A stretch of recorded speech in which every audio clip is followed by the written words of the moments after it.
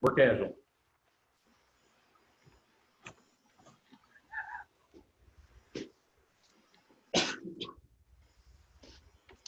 Good morning, folks. We're waiting for some people to join us, so please be patient.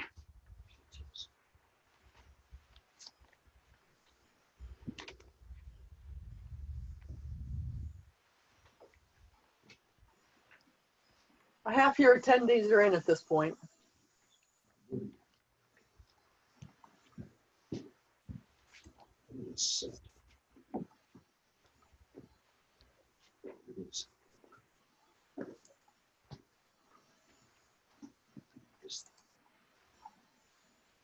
I'm just trying to figure out someplace to put stuff. I had another tip. 2 tips. I had 2 tips and I'm there. Sitting on a round pipe, round tip on a round pipe. I was just something. I guess that's the word. We'll get this put together here. I'll tell you what, it's been a lot of effort, you can tell fast, getting this all ready to rock and roll. We're having fun, figuring out where the sun's coming from. Yeah, I'm gonna do that. Not just see it all.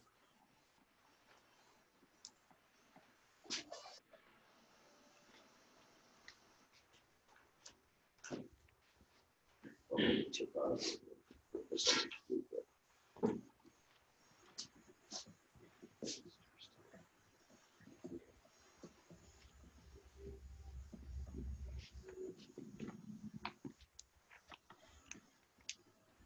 You look great, Pete. At least you didn't have to powder your head. Sometimes the white gets lost in the, you know. Yeah.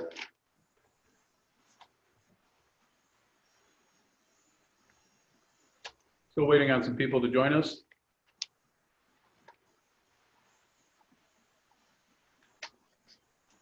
What is it? The air is human to really foul things up thanks to computers. Mm-hmm. 3/4 of your attendees are already in. Okay. So we're just waiting a couple more minutes, folks, and for some more people to join us, and we'll get started. Thanks for your patience.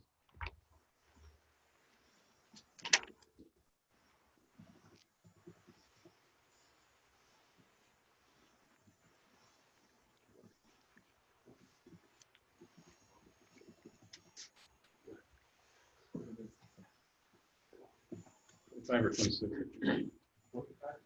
What was it? How many did you say, Jolie? It's like 25 or 26.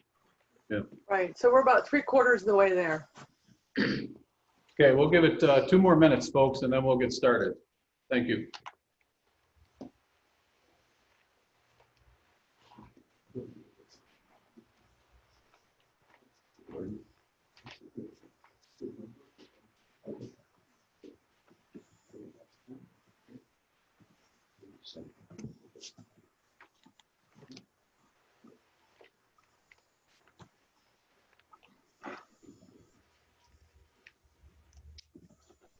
So 1 more minute, and we'll get started. Wear a green shirt with a green background. You're not going to see the flag. Oh.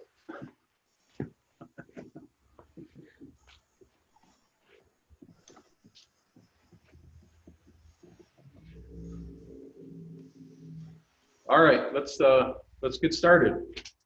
Welcome to today's live demo. Tired of repairing the repairs, and thank you for joining us today. We're thrilled to have a couple seasoned pipeline veterans here today with us. Jerry Holton on my left. Holton. Jerry Holton on my left. Mike John Jr. on my right. Jerry has 30 years of experience in the coating industry.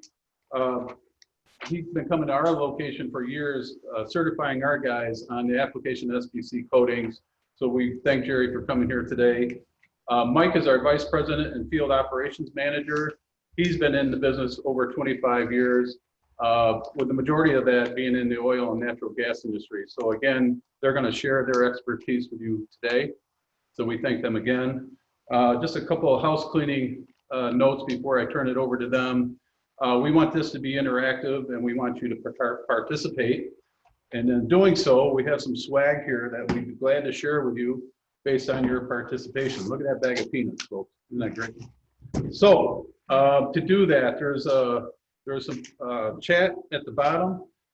Where is it? To ask questions during the demonstration, you'll find a Q and answer box at the bottom on your screen, or you can raise your hand to be unmuted. Bear with us, folks. We're not video experts, so we're going to try to work in those questions as best we can. If you feel you missed something, early next week, I'm going to send you out an on-demand link to the video so you can play it over and over and use it for training or your tailgate meetings, however you see fit. So again, we thank you for being here today, and I'm going to turn this over to Jerry. Good morning, I'm Jerry Holton with Unconventional Solutions. What we're going to discuss today is 3 things that I've seen out in the field on a fairly regular basis where people have holidays. You want to move the thing up? Yep. I've coated a piece of pipe here just to kind of represent what I've seen out there and what Mike has seen out there. Mike quite often goes out in the field and is picking up and repairing somebody else's application. So what I've got here, just to start with, so we've got a spot here where a person used a wet film gauge and not doing what they're supposed to do, and that is overcoating it. This, if you run a holiday detector over it, you will have it'll Jeep at you. You'll get an indication. This area here normally would be the bottom of a pipe. We see this all the time where people go in and instead of looking at the bottom of the pipe, they just kind of reach underneath thinking they're getting it. Well, they leave a lot of bare steel down there. And then off to this side, we do not have any parent coating, but off to this side, something we run into quite often is the coating will be abraded back and the people will not cover the whole area with coating. So that again, when they run the holiday detector over it, they're going to end up with an indication there. What we're going to do is I'm going to show you how to prepare an area, how to apply coating. We're going to be using the 50 milliliter repair cartridge. This is an SPC product. I'm going to show you 2 different ways of mixing. One is using the static mixer tip. The other, if you don't have the tip, you can mix it coming straight out of the tube. But people have a problem with that, and I'm going to show you what that problem is as we do it. So without further ado, do you have any questions, Mike? No, you're doing well. Thank you. Tell you're a seasoned veteran. Done too many holiday repairs. So I'm going to put what they call the static mixer onto the tube here. It's really nice. These tubes are really handy, regardless of manufacturer. There's a lot of them out there. Because if you don't use the whole tube up, you can take the tip off. The tip will cure out and become a solid waste. You can stick this in your pocket and save it for the next one. So the tips are single use, the tube is multiple use. So I've got an area here. We're going to do the one with the one where somebody put a wet film gauge in, okay? When you're doing a holiday repair, you need to abrade the area around it. Most manufacturers stay to an abraded area a minimum of 1 inch around the holiday. So this is going to be a pretty good area. Now, also, a lot of the operators and the manufacturers state that you can only abrade up to a certain area before you have to abrasive blast. And that area can be 6-inch diameter. One operator is 4-inch diameter. So you need to make sure you're reading the operator specs along with the coating manufacturer specs. The most stringent would always apply. So we're going to sand this, and what we're doing is just creating, we're going to create an area around here. Something else that happens out in the field is we've run into inspectors over the years that tell you they don't want you to coat the whole area you've abraded. The reason for that is they say, well, then if you cover it all up, we don't know you sanded it. What happens then, and what I'm trying to do is get rid of all the gloss here. What happens is if you put your coating in the ground, your repair in the ground without covering that whole area, you're now putting the coating in out of manufacturer spec, because anytime you sand an area, you are opening up the matrix of the coating. That shiny surface that's on all the coatings is part of moisture protection that goes into it.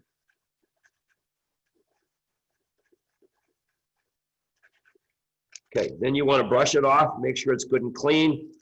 Not quite an inch all the way around here. And get all a little bit whiter there.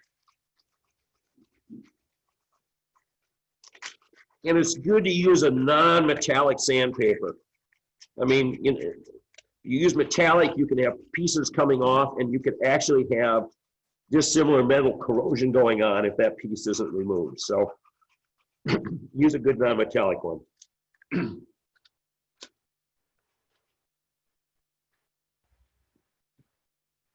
When applying the coating, some people will go directly on to this area, squeeze it directly on there. Some operators don't want you to do that. They always want you to go onto cardboard. Regardless of whether you're using the static mixer tip or doing it by hand, what is a good idea is to always squeeze some out first, just to make sure you got a nice even color coming out. At times you will see that it'll be a little bit more blue than normal, and that's just because of the viscosity difference. Okay, that's just because of the viscosity difference in the two parts, part A and part B.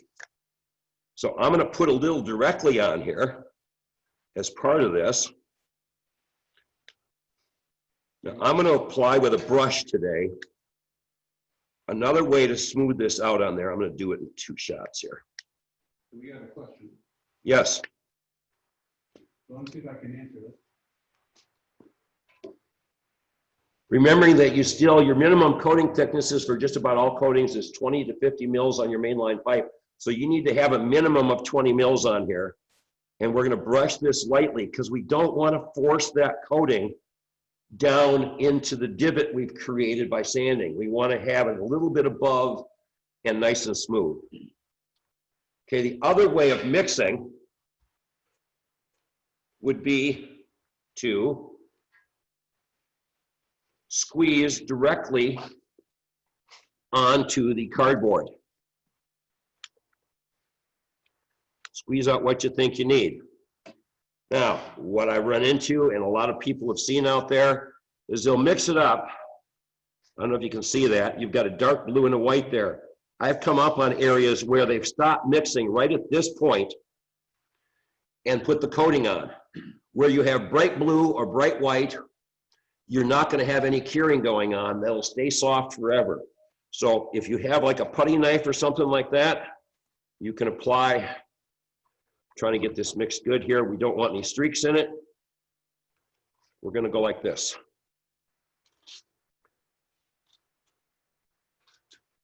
Again, making sure that you cover the whole area that you've abraded, because if you don't, you're putting it in out of spec. If you run into an inspector, or if you are an inspector and somebody's told you to do that, please read the manufacturer's coating spec. It'll explain why we don't want that done. How's that look? I'm doing this kind of backwards. Okay, can you see that okay? I hope. Can they see it okay? Somebody say yes. Okay, Jerry, we have a question. Yes. Why don't you want to push it down into the divot you created? Okay, it's not a matter of not pushing it down into there. We're pushing it in, but when we come across the top, we don't want it going low, because then we're going to be lower than the manufacturer's requirement for the thickness of the coating. It'll kind of go, instead of being smooth across the top with the top of the pipe, it'll go like this. So we're getting it into the divot area, but then we're going to smooth over the top of it. I have a question. What is the grit size of your grit? Oh, I'm sorry. Most manufacturers require a 60 to 80 grit paper, because you can get something coarse. What we're doing again is just creating a profile the same as you would if you were abrasive blasting, but not quite as deep. That profile there is probably 2 to 2.5 mils if you were to measure it. Remembering that the gadget you use to measure profile on a steel pipe is not really designed to measure it on coating that's been abraded. Okay, so what we've got here now is an area that was on the bottom of the pipe. Or we're going to assume it was on the bottom of the pipe. I'll put that on for me. Again, we've got to sand that area Something to remember, if you've got bare pipe showing, try not to sand the bare pipe, because if you sand it, you will take off any of the profile that you created while you were blasting. Sandpaper is not going to put profile on tape, on pipe. You also want to make sure you get into all the grooves that your brush may have left, because any place the coating is shiny, it's going to be kind of like paint and wax paper. The stuff's not going to stick. All right, there's one question here. Yes. Would a Bristol blaster work for prepping the area around the holiday instead of sandpaper, or would this be too aggressive? Okay, if you've got a holiday and you want to use a bristle blaster, where you're going to be at it, the thing you have to remember is you need that abraded area going back out, and it takes a real trick to hold the bristle blaster at the right pressure. So if you have a larger area that you need to abrade and clean up, maybe it's got some corrosion material in it that the sandpaper is not going to take out, that bristle blaster is going to create like a 3 to 3.5 mil profile. Use it in the main area of it, and then just sand around the edge of it to get your abraded area for your tie-in coat. Does that answer your question? Yeah.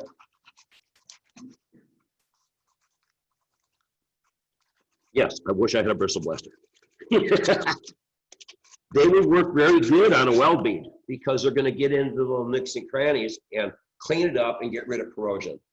If you've got an area where, say, you got a chunk of pipe and it's got a long streak on it, scratch on it, sandpaper is not going to take that corrosion out of that. That's an excellent place to use a bristle blaster. Go along it, clean it up, and then sand on either side of it. So again, we're going to, now this is, people, when you're doing welds, okay, this is a big issue.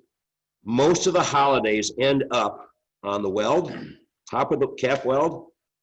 They end up where I showed you here, or they end up here. And again, if the coating is flowing into the little divots and stuff and crannies in there, and this is what we want to do. When you're coating this weld to begin with, the whole idea is don't stripe it first. Coat it, but don't stripe it first. Okay, we have Yes. 2 questions. So first one is, do you recommend removing sanding dust, epoxy dust after sandpaper before repair application? Yeah, we just did that. We took the brush and we brushed it off. That's all you need to do. No chemicals out there. Do not be wiping the pipe down with acetone or MEK or anything like that. Great. And the second question is, what type of safety gloves are you wearing? Blue ones. These are chemical resistant gloves. They're designed for use around epoxies and paints that would have your thinners and stuff in it. So just look at it, look for industrial grade. I saw some industrial food grade the other day, and I have no idea what industrial food is. But when somebody is coating a weld bead to begin with, if you look at this, you can see when I ran the brush over it, I created kind of a side going off. That is how it should look when you walk away from it when you're first coating it, so that Mike's crew doesn't have to come in and do this on the backside. If when you're coating your weld, you get that cap weld ripple totally buried, and you cover those button welds top and bottom, you're not going to have an issue. If you don't pay attention to that, you will. And the reason I said stripe it at the end instead of the beginning is you can brush the coating on this whole area. Do this at the end and walk away from it. Don't play with this stuff. And with our experience, Jerry, is what we do is we will coat that weld first. What people call a stripe coat, but we actually coat that first to get even coverage all the way around that, so you don't end up with a holiday on the bottom of your weld. So Okay. that prevents that in the future. And then you do a build up at Then we the do a end. build up at the end and get Okay. your So whatever order. Yeah. What we always ask for is the build up at the end though, because normally you've worked anything off of there and it's a thin coating on there. So off here now, if you can see this, we're going to pretend that this is all parent coating here, okay? This bare steel.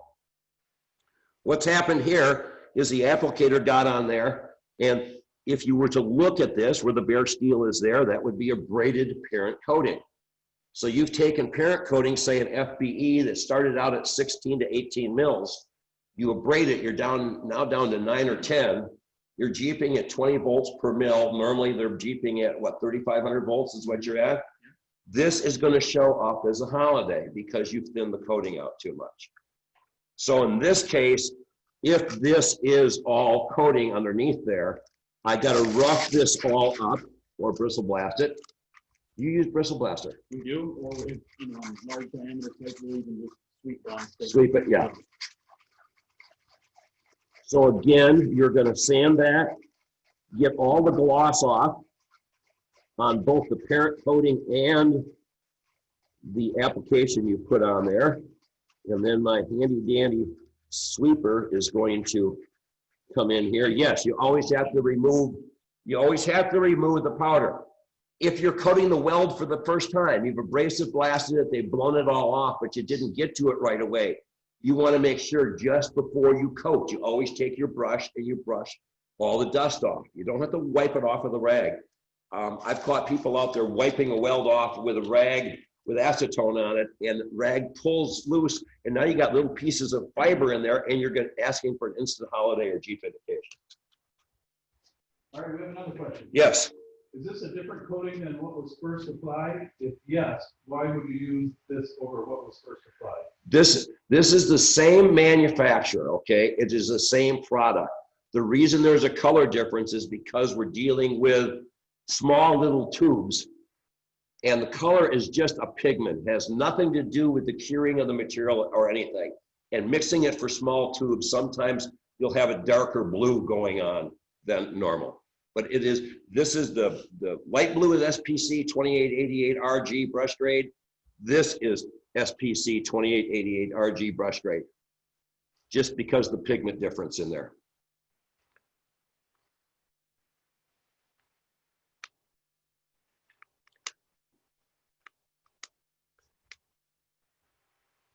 Questions? Come on. So this area out here that we're coating, we haven't really got a holiday. We've just got thin coating there, and we need to seal the surface. So you're not having to deal with covering bare steel up with 20 mils. What you're dealing with is sealing the surface of the coating. So you can put a little bit thinner coat on there. Because you remember, the 20 mils is out here, right next to the weld bead where you've got bare steel. Starting about here, you would have parent coating. So you're not looking at 20 mils of 2888 on top of that. You're looking at sealing that so that you don't have any failure of the coating, premature coating failure due to moisture getting through it. Doug Kleinensmith, he's been unmuted. He has a question for you. Go ahead, Hi, Jerry. Doug. Yes, Doug. On the weld, do we want to look for those little pinholes that you can't see from where you're at? Oh, back here? Yeah. Well, you're going to look for it. That should be something that normally wouldn't show up. Okay. You're putting the coating on to begin with, your first coat before we even get to this spot. That's where you're going to look for the pinholes. Here, the coating was being pre-mixed coming out of the tube. The only time you're going to see pinholes is you start force curing it by adding some heat to it. And you can preheat the pipe, or you can heat the coating afterwards. The whole trick with preheating afterwards is you need to make sure you hold that heat gun, and you do not use fire. We don't use those little butane burners. People tend to like coating on fire with those. You use an electric heat gun. A Wagner paint stripper gun that has a 1,000-degree setting on it is ideal. Milwaukee makes a good one. You hold it at a distance, it will heat the coating, but won't blow on it. You have to remember there's a fan there, and if I blow on it, it's going to cause the coating to ripple back. Does that answer your question? Yes, thank you. Okay, we got another one. What are the temperature limitations on the repair kits when applying? Would a preheat be required below 40 degrees? Okay, coating has to go on minimum 50 degrees Fahrenheit, 5 degrees above the dew point.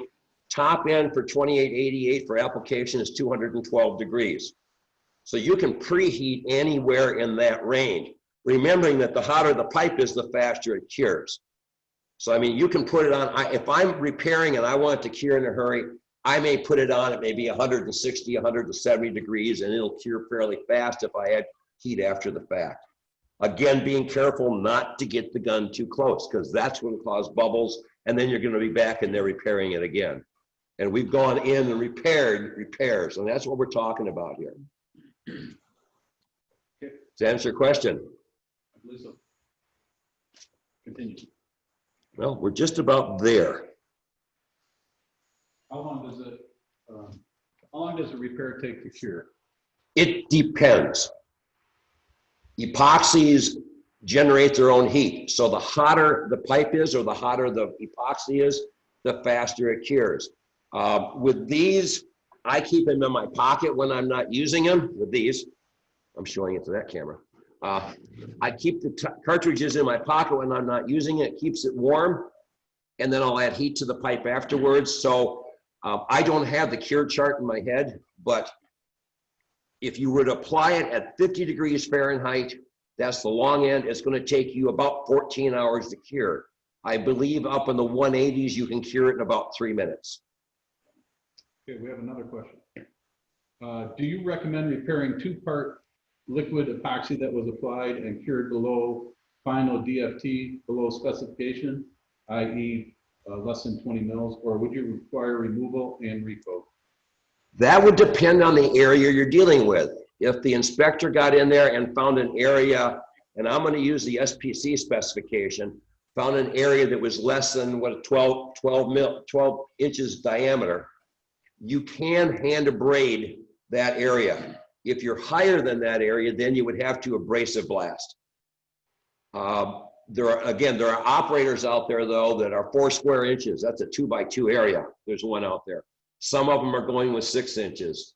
I believe up in Canada, the MQAP that maybe that Enbridge uses, I think is 6 inches. So,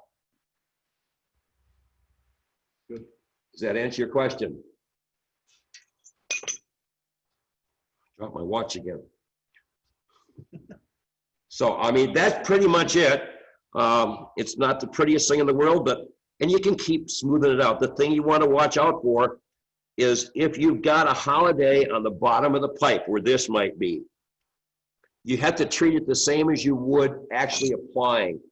You want to go uphill on it, because if I went downhill on it and took my brush off at the bottom, I'm going to pull icicles. So with any of these liquid epoxies, you can put it on any old way you want to begin with, but you always finish going uphill to take your brush off uphill so that you don't help gravity and create icicles. If you run into icicles, that's another place you have to deal with. You know, they have to be taken off before the pipe is put in the ground. You have now opened up the matrix of the coating again. You have to sand them and treat them like a holiday and coat them. So it's just more work. So the thing is, do it right the first time. But if you do have to repair, take a little more time to do it so you get everything so they're not back in there having to repair it again and again. And I've seen that, especially when they hand mix these. A pipeline about 10 years ago, about 30 all the way down the line, where you could take your brush handle and you could push it into the coating. It was so soft because it would never cure. Another question is, what size brush?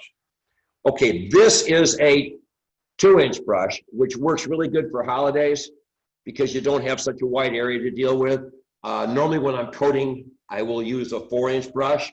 And again, if you want, I'm not going to use the steel one. I get plastic putty knives, like little 3-inch plastic putty knife or something like that, and I will smooth the coating on with that sometimes. Excellent. That's all I've got. Please send your questions. You got anything else? I think it's great to comment is, you know, the way we were trained a long time ago and what we see in the field a lot is a lot of people will bring that brush down in the bottom of the pipe, and when they pull off, they expose that steel again. Yep. So as you said, go from the bottom up on all your strokes when you're done, just level that out and alleviate those icicles and those pull-offs where you do pull off that coating off that cap. And that's when you have to go back in and repair your repair. Correct. Because people don't normally check where they've repaired right after the fact. They wait for it to cure, then they run the Jeep again, and oops, we got bare steel again. Creating more work. Creating more work for you, so. So I want to give everybody an opportunity to ask another question before we close out here. So we'll give you a couple of minutes to do that. I'm going to move the camera back.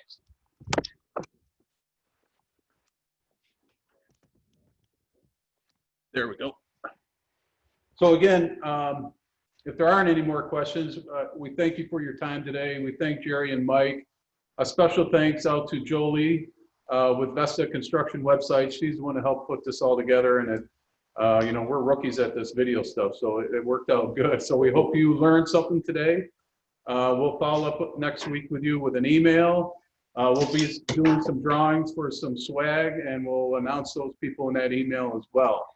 So again, if there aren't any more questions, we thank you and have a great Friday. Thank you very much. Thank you.